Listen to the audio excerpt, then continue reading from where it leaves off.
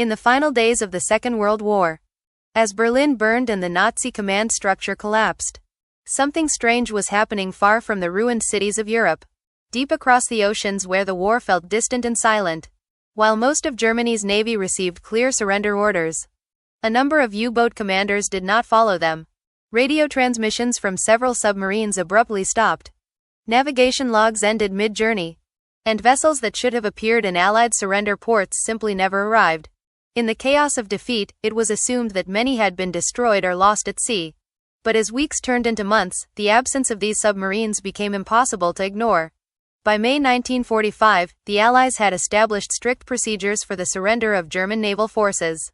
U-boats were instructed to surface, fly black flags, and proceed to designated ports where their crews would be taken into custody. Hundreds complied. They arrived battered, low on fuel, and carrying crews who knew the war was over.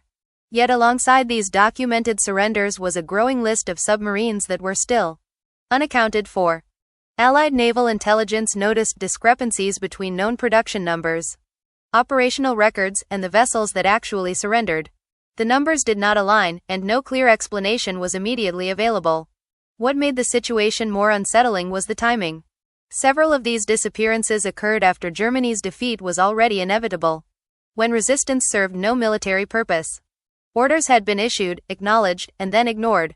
Some submarines transmitted brief, cryptic messages before going silent altogether. Others simply vanished without a trace, leaving no distress signals, wreckage, or confirmed sightings. For seasoned naval officers who had tracked U-boats for years, this pattern felt deliberate rather than accidental. The mystery deepened as post-war interrogations of captured U-boat crews began. While most sailors provided consistent accounts of surrender and evacuation, a small number hinted at missions that were never fully explained. References to extended range operations, special cargo, or destinations far beyond the Atlantic war zone appeared in fragments of testimony. These remarks were often dismissed as rumors, misunderstandings, or the natural confusion of men emerging from months beneath the sea. Still, when combined with missing submarines and incomplete logs, they added another layer of uncertainty. Allied analysts were also aware that German submarine technology had reached its most advanced stage by the end of the war. Newer U-boats were faster, could remain submerged longer, and had ranges capable of crossing entire oceans without refueling. This meant that, in theory, a submarine leaving European waters in early 1945 could travel to remote regions without being detected, especially as wartime patrols were scaled back after victory was declared. The ocean, vast and largely unmonitored in peacetime, offered countless places to disappear. By late 1945, intelligence agencies quietly began revisiting the missing U-boat problem. Files were reopened, sightings were re-examined, and unanswered questions lingered. Were these submarines destroyed without record? Did they scuttle themselves to avoid capture? Or had they been sent on final missions planned long before the collapse of the Reich? No definitive answers emerged. Instead, the disappearance of the final U-boat fleet became one of the war's unresolved threads, overshadowed by trials, reconstruction, and the rapid onset of the Cold War. Yet the absence of clear conclusions only strengthened speculation. If these submarines were not lost by chance, then their disappearance suggested intent. It hinted at planning beyond surrender, beyond defeat, and perhaps beyond Europe itself. This unanswered question forms the foundation of the ocean base theory. A mystery that begins not with dramatic explosions or final battles, but with silence. Radio signals that never returned, ships that never surfaced, and a fleet that seemed to slip quietly into the depths of history. As questions grew around the U-boats that never returned, attention slowly shifted from what had vanished to where those submarines might have gone. The idea that they simply drifted aimlessly until fuel ran out never fully satisfied investigators, especially when weighed against the level of planning that defined German naval strategy throughout the war. Long before defeat became inevitable, Nazi leadership had already prepared for scenarios in which Europe would be lost.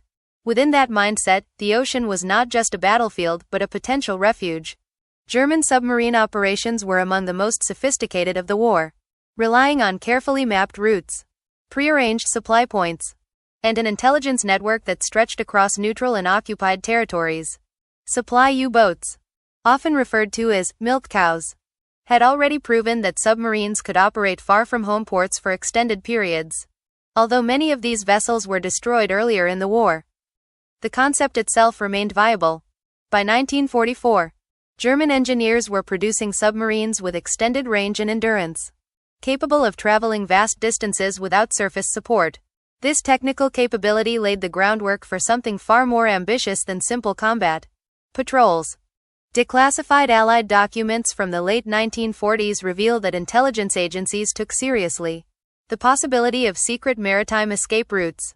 Reports mentioned unusual submarine activity in the South Atlantic and near remote coastlines well outside traditional war zones. While many of these sightings were never confirmed, they were frequent enough to raise concern. Naval analysts began considering whether Germany had established hidden refueling points, possibly on isolated islands, underwater caverns, or coastal regions with minimal Allied presence. These locations would not have resembled traditional bases, but rather temporary shelters designed to keep submarines concealed and operational. The theory of an ocean-based network gained further traction when investigators examined German planning philosophy. The Nazi regime invested heavily in redundancy and secrecy, often building parallel systems unknown even to those within its own military. Projects were compartmentalized, records deliberately fragmented, and only a small circle of officials had access to full operational details. If underwater bases or offshore supply stations existed, it is entirely possible that their documentation was destroyed, buried, or never formally recorded as the war came to an end. Neutral ports also played a role in this puzzle. Throughout the war, German submarines occasionally made covert use of sympathetic or poorly monitored harbors, blending into commercial traffic or resupplying through intermediaries. After 1945, the global focus shifted rapidly, and enforcement of wartime surveillance weakened. In such an environment, a submarine operating under strict radio silence could move through international waters with little risk of detection. The ocean once again became a space defined by distance and uncertainty. Some intelligence reports even speculated about submerged installations, natural underwater formations modified for shelter, or partially constructed bases intended to be completed only if needed. These ideas may sound extreme, but they reflect how seriously the Allies treated the possibility of a hidden naval infrastructure. Sonar technology at the time was limited, and vast areas of the ocean floor remained unexplored. Anything located beyond shipping lanes and patrol zones could remain hidden indefinitely. What makes the ocean base theory persist is not a single piece of evidence, but the way multiple elements align. Advanced submarine technology, unexplained disappearances, intelligence reports of activity in unexpected regions, and Germany's long-term strategic thinking all point toward planning that extended beyond immediate military needs. Even if such bases were never fully realized, the preparation for them may explain why some submarines appeared to operate independently after the war's official end. In this light, the vanished U-boats begin to look less like casualties of chaos and more like participants in a final contingency plan. Whether designed for escape, survival, or preservation of knowledge, these secret routes and potential bases suggest that the end of the war at sea was not as clear-cut as history often presents it. Instead, the ocean may have served as a silent extension of the conflict, hiding movements and intentions that were never fully uncovered, and setting the stage for the strange sightings and unanswered questions that followed in the years after 1945. Even after the war had officially ended, the mystery surrounding the missing U-boats refused to fade. In fact, for many Allied naval officers, the most unsettling reports arrived after victory celebrations were already over. Throughout late 1945 and into the following years, ships and coastal observers continued to report submarine sightings in regions where no German vessels were supposed to exist. These weren't wartime panic reports made under fire. They came from experienced crews, commercial sailors, and naval patrols who knew exactly what they were looking at. Each report was logged, investigated, and often quietly set aside, yet the pattern was difficult to dismiss entirely. Adding to the confusion were the U-boats that resurfaced long after Germany's surrender. A small number appeared months later in distant ports, far from Europe, carrying crews who claimed they had been unaware the war had ended or had been following sealed orders. While these explanations were accepted officially, they raised uncomfortable questions. If some submarines could remain hidden for weeks or months without detection, then it was reasonable to wonder whether others had done the same. and simply never returned to the surface. Allied intelligence agencies reopened files they believed were closed. Sonar sweeps were conducted in key regions, particularly along South American coastlines and remote Atlantic waters. Patrols investigated isolated islands and uninhabited stretches of shore where submarines might have sheltered temporarily. Despite these efforts, no definitive evidence was found. No wrecks, no bases, no conclusive proof that could put the mystery to rest. The ocean, vast and largely unexplored, offered too many places where answers could remain buried indefinitely. Historians soon found themselves divided. Some argued that the missing submarines had likely been scuttled by their crews to avoid capture, their remains resting on the ocean floor beyond reach. Others believed mechanical failure or fuel shortages explained the disappearances. These explanations were logical and supported by known wartime risks. Yet they failed to address the consistency of the missing numbers or the intelligence reports that suggested post-war movement. For every rational explanation, there remained a detail that didn't quite fit. As the Cold War began to dominate global attention, interest in the missing U-boats quietly declined. Intelligence priorities shifted toward new adversaries, and resources were redirected.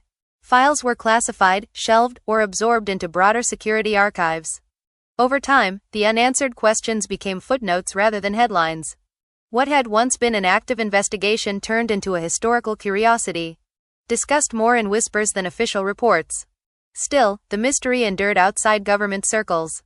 Researchers, divers, and independent historians continued to search for clues, driven by the belief that not all evidence had been uncovered. Occasional discoveries of sunken U-boats reignited public interest, but these finds often deepened the mystery rather than resolved it. Each confirmed wreck accounted for one more vessel, yet the total still failed to fully align with wartime records. The gap, however small, remained. What keeps the story alive is not the promise of a dramatic revelation, but the persistence of uncertainty. The vanished submarines occupy a strange space between documented history and unanswered possibility. They remind us that even in a conflict as thoroughly studied as World War II, there are still corners left in shadow.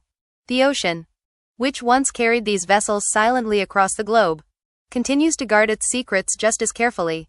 In the end, the story of the missing U-boat fleet is less about proving a single theory and more about acknowledging what remains unresolved. Whether the submarines were lost to the depths, hidden by deliberate planning, or erased by time itself, their disappearance challenges the idea that history always leaves a clear record. And as long as questions remain unanswered, the search for Hitler's secret ocean legacy continues. Not as myth or legend, but as one of the last quiet mysteries of a war the world thought it had fully understood.